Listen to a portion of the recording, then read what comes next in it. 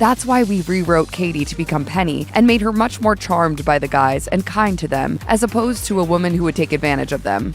How about we buy you this robot and then we all go home? I want that one.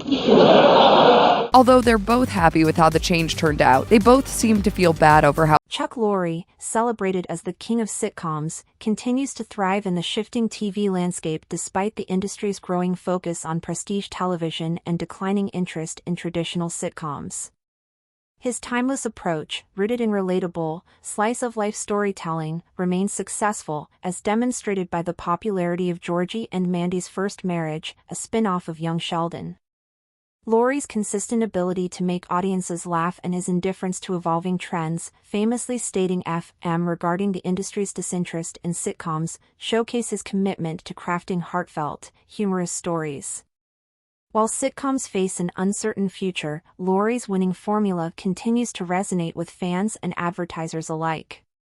Nothing groundbreaking, but Chuck Lorre uses the same winning formula in Georgie and Mandy's First Marriage that worked wonders for Young Sheldon.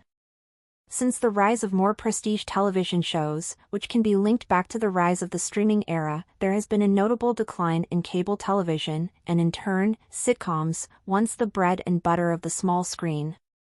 But even in this shifting climate, Chuck Lorre continues to enjoy his status as the king of sitcoms. Interestingly, the showrunner hasn't yielded to the shifting trends in the TV landscape, as his decades-long approach to shows continues to bear fruits, with the recent example being Georgie and Mandy's First Marriage. Chuck Lorre's approach to sitcom is proving to be timeless. "If it ain't, why fix it" has essentially been Chuck Lorre's mantra in showbiz, and there's nothing wrong with it. While the showrunner isn't exactly known for breaking the mold within the realm of sitcoms, Lorre has been consistent in making people laugh with his slice-of-life stories. Even though some of the stories haven't aged well, especially certain themes in 2.5 Men, for the most part, Lorre has continued to win hearts with his family and advertisers-friendly approach to TV. Moreover, it doesn't seem the dominance of Lorre's approach to sitcoms is changing anytime soon, as after The Big Bang Theory and Young Sheldon, the Georgie and Mandy spin-off has also become a roaring hit among viewers.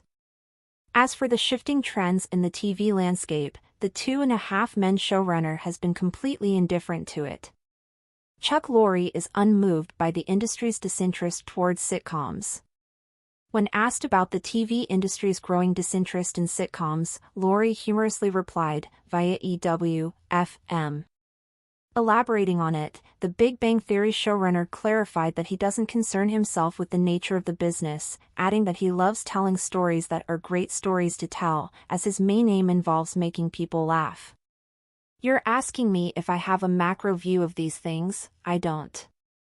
I try and pursue things that I'm excited about, that I think are wonderful, that working with people that I love and admire and telling stories that I think are great stories to tell, and the potential of making people laugh is a wonderful thing to do. When you come home at night, did you make people laugh? That's not a bad day." Given the reception to his works over the years, including the recent Young Sheldon spin-off, the showrunner rarely misses when it comes to giving viewers a good dose of laughter. Although time will tell what the future holds for sitcoms, it's safe to say Lorre isn't going anywhere anytime soon.